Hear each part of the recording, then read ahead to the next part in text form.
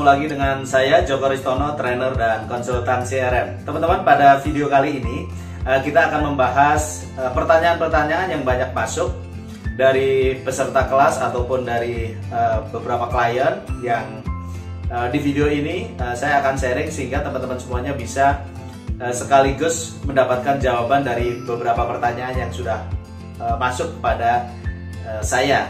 Nah, teman-teman, berikutnya ini adalah pertanyaan dari banyak peserta kelas ya. Banyak peserta kelas biasanya setelah mengikuti kelas, setelah belajar apa itu CRM dan seterusnya, ini biasanya pertanyaan yang muncul, yaitu terus bagaimana saya memulai implementasi CRM. Jadi pertanyaannya dari banyak peserta kelas ini adalah bagaimana saya memulai implementasi CRM.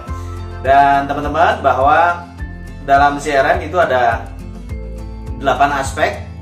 Mulai dari kita memiliki data pelanggan, kemudian data pelanggan kita lakukan analisa, kemudian kita menyusun benefit kita delivery dalam bentuk loyalty program, kemudian diperlukan 4 aspek sebagai support atau fondasi dari implementasi CRM, yaitu policy atau culture, kemudian people, nanti orang-orang yang berkaitan dengan pengelolaan pelanggan, dan proses itu adalah SOP, bisnis proses dan seterusnya berkaitan dengan penanganan pelanggan, dan satu aspek lagi untuk support atau fondasi adalah sistem atau tools yang digunakan. Maka kalau kita melihat 8 aspek ini, maka bagaimana memulai CRM, maka teman-teman silahkan lihat dari 8 aspek ini mana yang sudah, mana yang baru dimulai, mana yang belum.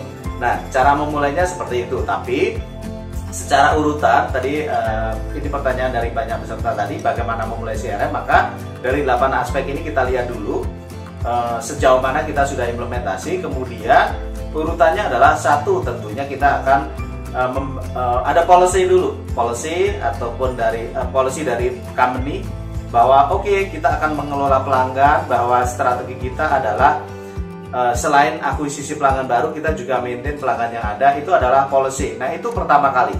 Nah, setelah itu maka langkah kedua, setelah kita memang memutuskan untuk memaintain pelanggan, akuisisi dan retensi, kemudian pengembangan pelanggan itu sebagai policy, maka langkah kedua adalah kita membangun database.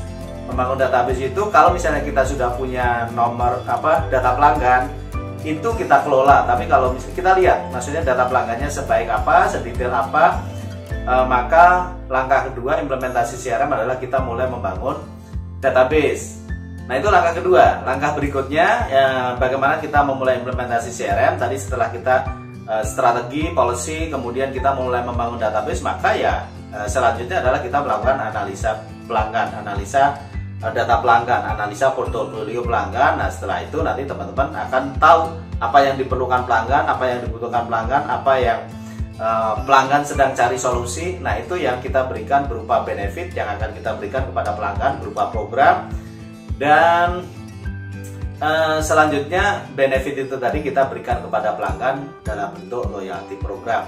Jadi teman-teman, atas pertanyaan banyak peserta tadi bagaimana memulai CRM, maka langkah pertama adalah kita audit dulu dari 8 aspek CRM tadi, sejauh mana kita sudah melakukan implementasi. Kemudian yang berikutnya adalah kita memulai langkah-langkah CRM. Yang pertama adalah policy dulu, dimulai dari policy, termasuk di dalamnya budaya ya. Budaya itu mindset, customer oriented, kemudian hubungan jangka panjang, after sales service, itu adalah mindset yang ada di dalam CRM.